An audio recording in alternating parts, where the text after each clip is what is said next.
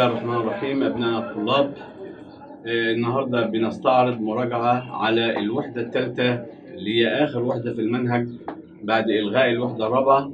هنركز على أهم الأساسيات اللي فيها. معكم عبد الرحمن خليل، موجه عام اللغة الفرنسية بالمحافظة. أولا الوحدة الثالثة عنوانها لو كليب ديز إكسبلوراتور. بالنسبة لهذه الوحدة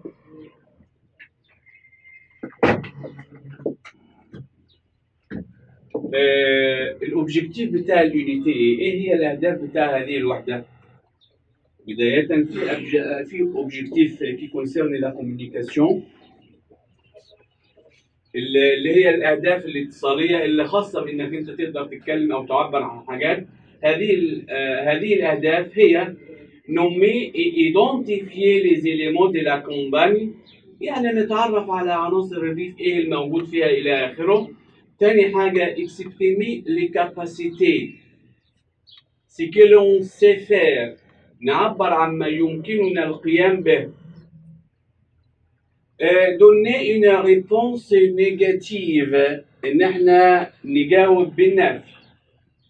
أيضا demander et donner des explications، الاستفهام وإعطاء تفسير. raconter au passé، إن احنا نروي أحداث في الماضي. أيضا identifier et décrire des personnes، يعني نصف الأشخاص. situer une scène، نحدد مكان مشهد معين. وبالنسبة للأهداف التي تخص الجرامير القواعد، المفروض إن احنا نعرف le présent de verbe savoir اللي هو المضارع من verbe avoir، والconstruction avec l'infinitif ووجوده مع المصدر. أيضا نعرف le passé composé avec être et avoir à la forme affirmative، تصريف الماضي المركب في مع être و avoir في صيغة الإثبات. وأيضا les expressions du temps au passé composé، الدلالات والعلامات اللي بنستخدمها عشان نستخدم le passé composé. الاستفهام بكلمة pourquoi والرد عليها. أيضا la négation، la forme négative. النيجاسيون بحاجات أخرى ما كناش متعودين عليها قبل كده. négation ne plus، ne jamais، ne rien، ne personne. الفوكابيلير اللي يخص الريف، الحيوانات، الحشرات. la campagne، les animaux، les insectes et autres petits animaux. هنبتدي نفصل في هذه هنبتدي نفصص ونفسر هذه الأهداف. الأهداف أول هناخدها جزء طبعا، مش هنقدر نعرف كل الأهداف في الفترة البسيطة بتاع النهاردة. احنا عندنا identifier et décrire des personnes، ده كان ضمن الأهداف. دي الصورة عندنا. على فكرة أنا مش بخرج عن كتاب المدرسة وأنت مطالب بكتاب المدرسة. الأهداف بتاعتنا هناخد أحد الأهداف اللي احنا ذكرناها من شوية، identifier et décrire des personnes. ومن خلال الصورة اللي قدام حضراتكم، يعني عشان استفهم عن مين دي أو مين دي أو مين ده، السؤال بيكون إزاي والإجابة بتبقى إزاي وهنحددهم إزاي. السؤال qui est أو qui c'est أو c'est qui. Pour identifier، pour savoir l'identité d'une personne، عشان استفهم عن شخصية شخص ما. والكلام ده موجود عندنا من سنة أولى وسنة تانية وبرضه موجود في سنة تالتة. السؤال qui c'est، qui est، c'est qui، سامع عليها. طب والإجابة لو احنا شايفين la sœur لور، مين لور؟ la sœur de Jeanne. طيب qui est؟ c'est Jeanne. مين Jeanne؟ la sœur de Laure. Qui est? C'est Bruno, un copain du quartier. un copain du quartier. أهو كياس بنقول تاني. C'est Laure, la sœur de Jeanne. عشان نكمل الإيدنتيفيكاسيون الوصف بتاعها. Comment est-elle؟ Comment est-elle؟ بيوصفها لنا. وعشان أسأل عن الوصف بستخدم كلمة comment. كلمة comment تستخدم للاستفهام عن الصفة. نوصفها بقى. هذه la sœur de Jeanne اللي هي Laure. Elle est grande et mince. Elle a les cheveux bruns et longs. Elle a les cheveux bruns et longs. شعرها طويل. Qui danse sur ses épaules. Qui danse sur ses épaules. الجملة المعمولة بالأخضر دي ممكن ما تحطهاش. Elle a les yeux marrons. عيناها بني. Elle est souriante. بشوشة. sociable et sympa. تاني بنقراها مع بعض عشان تعمل description. السؤال comment est-elle? Elle est grande et mince. Elle a les cheveux bruns et longs qui dansent sur ses épaules. بيهفهف على أكتافها. Elle a les yeux marrons. Elle est souriante, sociable et sympa. نفس الكلام ده ممكن توصف به الشخصيات الأخرى مع تغيير بعض الصفات. يعني مثلا بالنسبة لجان ممكن تستبدل كلمة بران بكلمة بلوند. بلوند والمؤنث بلوند. وده إلى لي شيفي نوار. ده إذا الوصف ممكن تاخد ده كقالب معين وتبدل فيه تبديل بسيط. situer une scène عشان احدد موقع مكان. طب السؤال بيكون ازاي؟ اولا هم فين؟ ما هي نفس الصوره. هم موجودين فين؟ où sont-ils؟ ثلاث اشخاص دولت موجودين فين؟ au parc. ils sont au parc. ils sont au parc. que font-ils؟ que font-ils؟ طب هم بيعملوا ايه؟ ils se promènent. ils parlent. هم بيفسحوا بيتبادلوا أطراف الحديث. لو قلت il parle صح. لو قلت il se parle بيتكلموا مع بعض صح. طيب de quoi parle-t-il؟ عما يتحدثون. بيتكلموا عن إيه؟ إذا كانوا في هذا الموقف بيتكلموا عن إيه؟ ils parlent de leur week-end. ils parlent de leur week-end. طيب عشان نتحدث عن الويكند احنا درسنا هنتكلم ويكند على كومبانيا يعني عطلة نهاية الأسبوع فيري. عشان نتكلم عن الويك اند على كومبانيا ايه هي الاكسيون اللي ممكن نقابلها في الريف؟ عشان لو جه قال لك اتكلم عن فوتر سيجور على كومباني وايه الاكتيفيتي الانشطه اللي انت قمت بيها. ادي صوره لو بنتكلم فيها البنت دي بتعمل ايه في الريف؟ ها مش محتاجين ترجمه. دوني à manger au lapin. دوني à manger au lapin. يبقى انا عايزين نحفظ شويه التركيبات البسيطه ديت لان هي نفسها اللي هتحط لها ضمير فاعل وبعدين تبتدي تدخلها في جمله. طب والبنت ديت بتعمل ايه؟ ramasser des œufs. ramasser des œufs. des œufs يعني البيض. خلي بالنا انها في الجمع لا منطق الاف. لكن انا لو عايزها تبقى في المفرد هتبقى اف. هنا بنطق الاف. يبقى ramasser des œufs. يبقى عندنا الاكسيون الاولاني donner à manger au lapin. الاكسيون الثانيه ramasser des œufs. وده بيعمل ايه؟ اكسيون ثالث. faire du vélo. faire du vélo.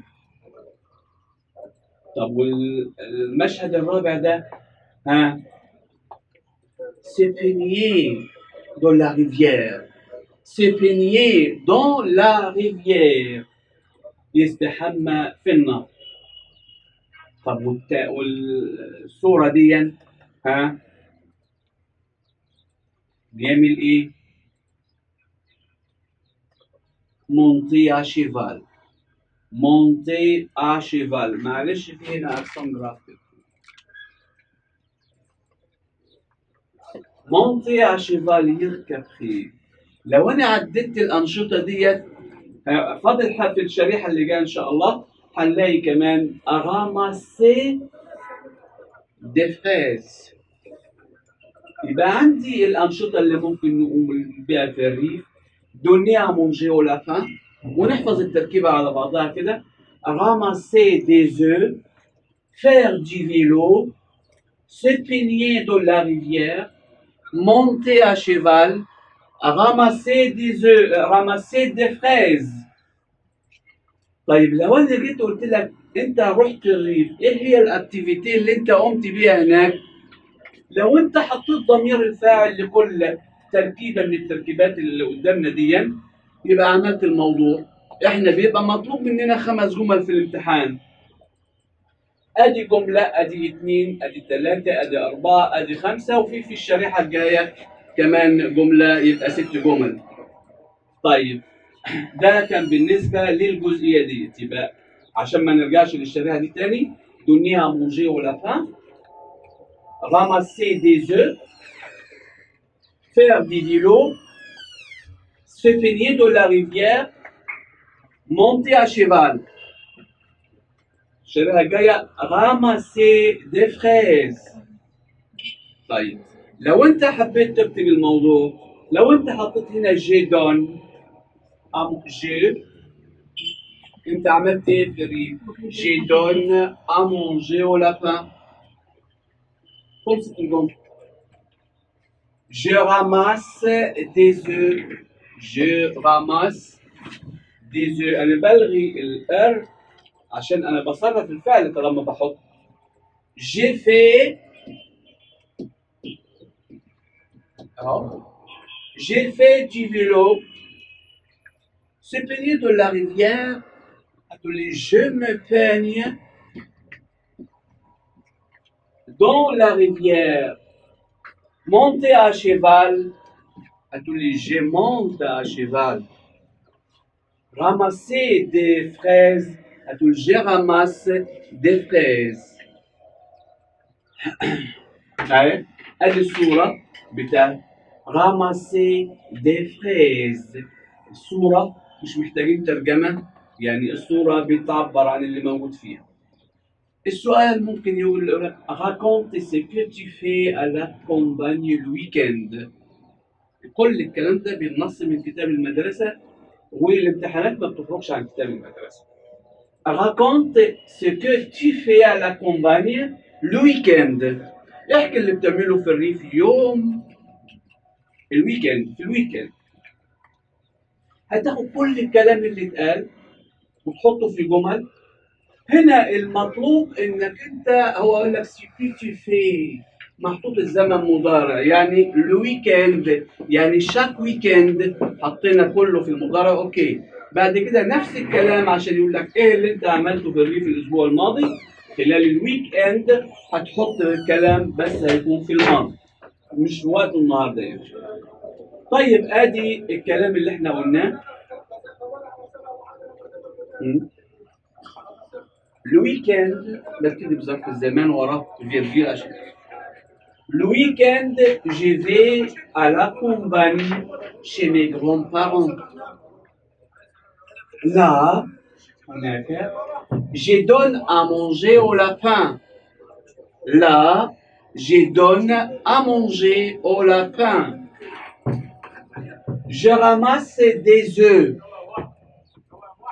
Je fais du vélo. Je me baigne dans la rivière. Je monte à cheval et je ramasse des fraises. C'est intéressant. Ou bien c'est très intéressant. الموضوع أنا ما جبتش أي حاجة خارج اللي قلت. Le week-end, je vais à la campagne chez mes grands-parents. Là, je donne à manger au lapin. Je ramasse des œufs. Je fais du vélo. Je me baigne dans la rivière. Je monte à cheval et je ramasse des fraises. C'est très intéressant.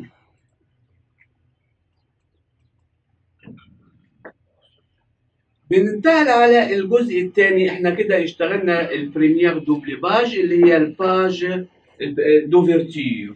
الديزيام دوبل باج اللي هي الباج دي ديالوج. Dans le parc, Jeanne et sa sœur rencontrent un copain. لو احنا متذكرين كل اللي فات هنلاقي مفيش أي مشكلة في اللي جاي.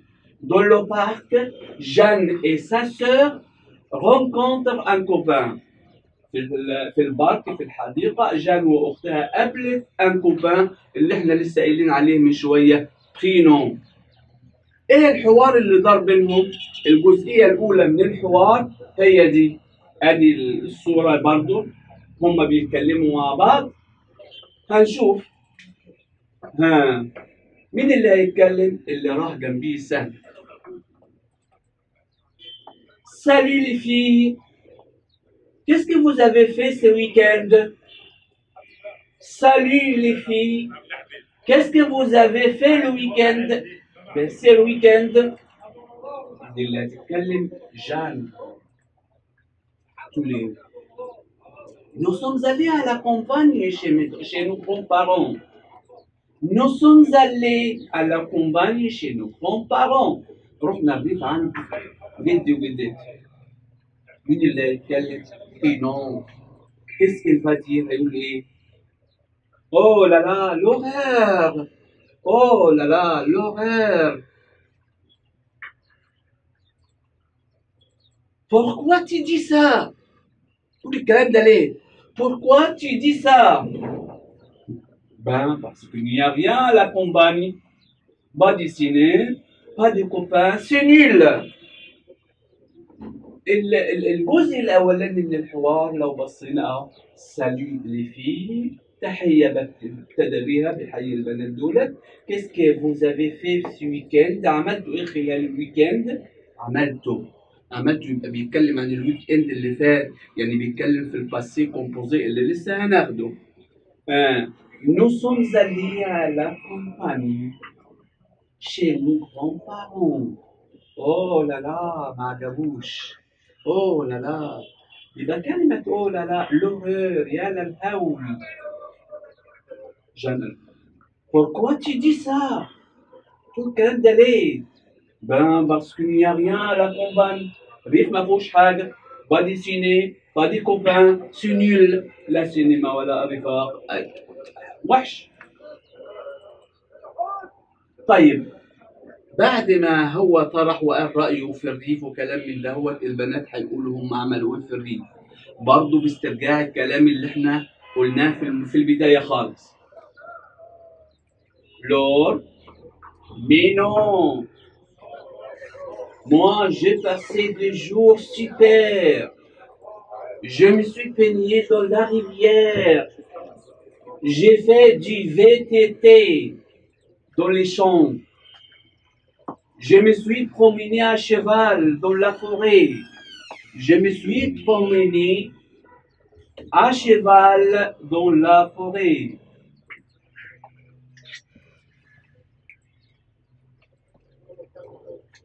Wow, tu sais monter à cheval?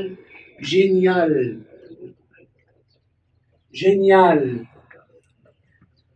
Et moi, je suis allé chez les voisins. وأنا رحت عند الجيران. Ils ont une petite ferme avec des animaux. J'adore. J'ai donné à manger aux lapins. Waouh. Elle a joué avec les lapins. J'ai ramassé des fraises. Elle a mangé des fraises. Non, ce n'est pas vrai. J'ai ramassé des œufs. Ah oui, c'est vrai. Et tu as fait une belle omelette وعملت اومليت بيض بالاومليت حلوه قوي بتتنقر عليها عشان هي كسرت بيض. c'est très drôle. Bon, ماشي. Oui, oui, أيوة. J'ai cassé un œuf. Et toi alors, Trino, qu'est-ce que tu as fait? وانت عملت ايه يا برينو? Tu as passé un bon week-end? قضيت week-end حلو؟ Et toi, tu as passé un bon week-end? En fait, je suis resté à la maison tout le week-end. J'ai joué à des jeux vidéo avec Arthur et j'ai regardé un film pas très original. Quoi? Je peux venir avec vous le week-end prochain? Je peux venir avec vous le week-end prochain. ممكن أجي معاكم بقى الأسبوع القادم. المرة الجاية احنا هنحط فريو فوق جوار الجمل دي. فاحنا ان شاء الله تحاولوا تحلوها لما نكمل المرة الجاية ان شاء الله. سعدنا بلقائكم ونرجو ان نكون قد اسعدناكم. ساليو، au revoir.